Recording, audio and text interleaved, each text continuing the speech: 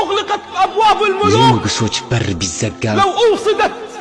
أبواب الأغنياء የሀብታሞች በር ብትዘጋም يبقى الباب الوحيد الذي لا يوصد هو باب አንድ الله የማይዘጋ በር ይቀራል የአላህ በር يا حبيب ምን አይነት ውዴታ ነው الله لا ينسى دمعتك في الليل لا አላህ የሌሊት ينساها እንባህን አይረሳም الله لا ينسى شقاك في الحياة አላህ وأنت የኑሮህን ችግር አይረሳም عن قوت عيالك الله لا አንተ ينسى ለቤተሰቦችህ ቀለብ ትፈልጋለህ አላህ አይረሳም الله لا ينسى سهرك في አላህ الليالي በሌሊት መነሳትህን አይረሳም تفكر في سداد دينك እዳህን ለመክፈል ትጨነቃለህ الله لا ينسى አላህ አይረሳም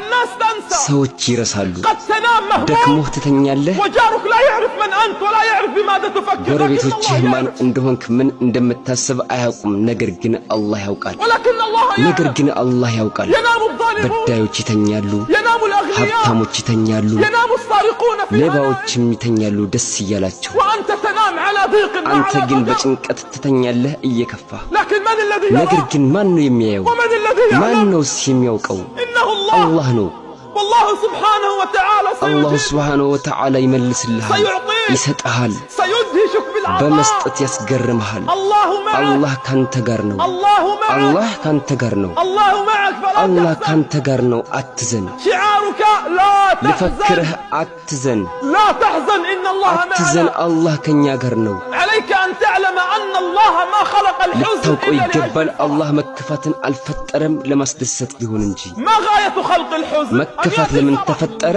ደስታን ሊያመጣ وما غاية خلق المرض أن يأتي በሽታ الشفاء ለምን ተፈጠረ መደል ሊያመጣልን وما غاية خلق الفقر أن يأتي الغنى ድህነት ለምን ተፈጠረ ክብረትን ሊያመጣልን وإلا لماذا جاء ጨለማስ الظلام ለምንድን ነው የመጣው إلا لأن يأتي الفجر ንጋትን ሊያመጣልን ካልሆነ الذين أتعبهم الوقوف على أبواب እነዚያ الأغنياء በሀብታሞች ደጃፍ መቆም የደከማቸው هل من طالب حاجة فاقضيها له؟ እንዲፈጸምልህ የምትፈልገው ጉዳይ አለ يا من أتعبك الوقوف على أبواب አንተ الملوك በሀብታሞች ደጃፍ መቆም የሰለችህ الله يناديك كل አላህ ليلة በየሌሊቱ ይጠራሃል هل من طالب حاجة فاقضيها له؟ እንዲፈጸምልህ የምትፈልገው ጉዳይ አለ إن كنت مؤمنا موحدا በአላህ بالله አንድነት የምታምን ከሆንክ الله لا يضيق عليك الحياة አላህ كلها. በአንተ ላይ ኑሮህን አያከብድም ጠንካ ولكن الله سبحانه ነገር وتعالى ግን አላህ Subhanahu Wa Ta'ala يريد أن يربيك وأن يربيني وأن ሊፈትንህ يروضك. ሊፈትነኝ ሊያጓጓን ይፈልጋል الآن الوالد ለምሳሌ አባት هل يضرب ابنه كرها ልጁን أم حبا؟ የሚመታው ከጥላቻ ነው ወይስ ከፍቅር يضربه حبا. ወዶት ነው የሚመታው والمدرس الوالد መምህር አባት እናት لا تضرب ابنها إلا حبا. ልጇን ወዳው ካልሆነ አትመታው الله جل في علاه وله አላህ المثل ጀለ الأعلى. ፊዑላ ለዚህ ትልቅ ምሳሌ ነው لا يضيق علينا ህይወታችንን الحياة አያከብድብንም إلا حبا حتى ወዶን ቢሆን እንጂ الله سبحانه وتعالى አላህ Subhanahu Wa Ta'ala في